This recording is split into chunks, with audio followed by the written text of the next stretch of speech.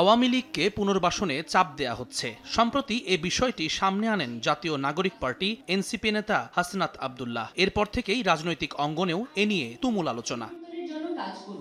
হাসনাতের Facebook post নিয়ে ভিন্ন ব্যাখ্যা দিয়েছেন এনসিপির আরেক নেতা সার্জিস আলম। দলটির আরেক নেতা মুখ্য সমন্বয়ক নাসিরুদ্দিন পাটোয়ারি জানালেন, 11 মার্চ ওই বৈঠকের বিষয়ে আগে থেকেই জানতেন দলের অনেক নেতা। দলীয় ফোরামে আলোচনার আগে বিষয়টি প্রকাশ্যে আনা ঠিক হয়নি। আন্দোলন থেকে রাজনৈতিক নেতৃত্বে রূপান্তরের সময়ে তরুণদের এমন ভুল ত্রুটি ক্ষমাসুন্দর দৃষ্টিতে দেখার আহ্বান তার। এই বিষয়টা আমাদের দলীয় জায়গা থেকে কিছু মানুষ অবগত ছিলেন, কিন্তু সবার মধ্যে দলের ওই জায়গাতে যে কথাগুলো হয়েছে সবগুলো ডিসক্লোজ করা হয়নি। আমরা বলেছিলাম যে আমরা একসাথে মিটিং করব, মিটিংয়ে সবগুলো বিষয় পর্যালোচনা হবে। এই গণ অভ্যুত্থানের ছাত্ররা নিজেদেরকে পলিটিক্যাল জায়গাতে ট্রান্সফরমেশন করতেছে, তো সেই জায়গাতে কিছু ক্ষেত্রে যদি ভুল ত্রুটি হয়ে থাকে দেশবাসীকে ক্ষমাসুন্দর দৃষ্টিতে দেখার জন্য অনুরোধ জানাচ্ছি।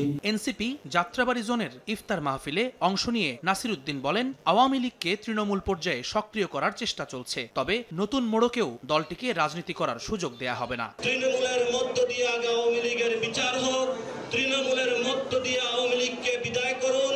যারা এই তৃণমূল ইলেকশন চায় না তারা এই নিয়ে বিনিয়ে যে কোনো মূল্যে সামাজিকভাবে আওয়ামী লীগকে প্রতিষ্ঠা করতে চায়। আওয়ামী লীগের পুনর্বাসন ঠেকাতে সব দলকে জুলাই আন্দোলনের মতো ঐক্যবদ্ধ থাকার আহ্বান এনসিপির।